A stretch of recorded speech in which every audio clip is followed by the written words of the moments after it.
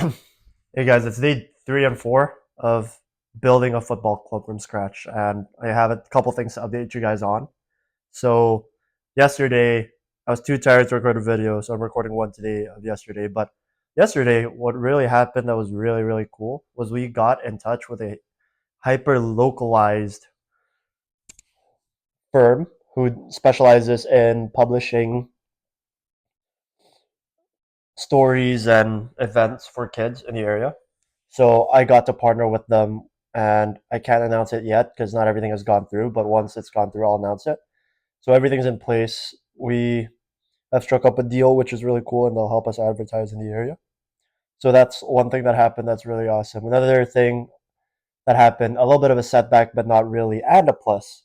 So there's a setback and a plus. The setback is the initial stadium that we're going to do it at. We have to wait a week to figure out whether they have the spots for us or not. They said they do, but they have to coordinate a couple things there. But I found another place that seats 1,000 people, and that one they have spots for. So we just have to wait. And that's like sort of the thing about making a football club too. I feel like it's just like the waiting game of okay, which stadium is available, and that's a little bit hard. But at the same time, it's kind of fun too. It's like there's that delayed gratification of waiting for that.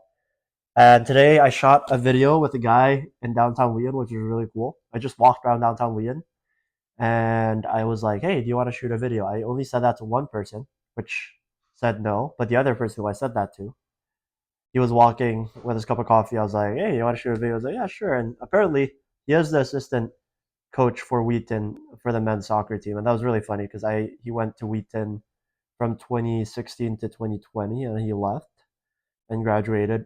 And I went there from 2020 to 2024. So such a coincidence there. And I'll be posting that video soon. But really just talked about, you know, my goal was to get customer validation of what like a customer wants for a team. And I've started to see a bit more insight into, hey, like this is what they want, fan engagement, player interviews, and having more of like a story developing around the team. And I figured out that there's two routes that that's going to go to. One is like the family club route, or the other one is more of like a European club route. And I think I want to do both. I don't know if I can because one will cannibalize the other market, but maybe it is time to do both. Maybe there's a third option there where you can do both and you can do both really well. But I will drop in the comment section below the website and everything that we're doing with that. We're trying to work with local businesses as well to get sponsorships for the club. So that's something else that we're doing. In terms of like player tryouts and everything, I think I've come to the point where I've discovered that I want to build a club that is very, very um, tiki taka based in terms of the philosophy of play. And I want there to be a lot of passing, a lot of movement. We want to do high press and play good football because no one likes to watch a team lose. And that's the thing where for me, I think I have to figure out okay, how do I get players that mesh well together? Because I think the sum is probably greater than the whole.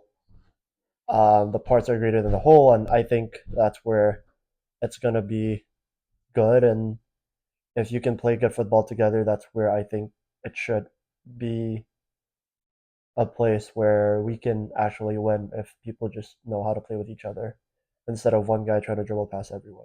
So yeah, that's a little bit about my updates, and I'll keep you guys posted on what's happening so far, and we'll push forward with this. So excited to get this going. It's looking like it's on the up and up. Just figuring out a couple last things. So can't wait for you guys to see a part of it. And also, I talked to like a Wheaton College student as well today, which was really cool. And he said, yeah, there might be a couple of people who wants to get into sports in the sports world. So providing that area and that that space for people to work in sports is really cool too. And in my perspective, it's just giving them a hands-on experience that actually can get them to move the needle instead of just asking, hey, can I do this? Do I do that? I want to give them the ownership and the ability to run with it. So yeah, thanks guys for watching, and I'll be back for day 5 tomorrow.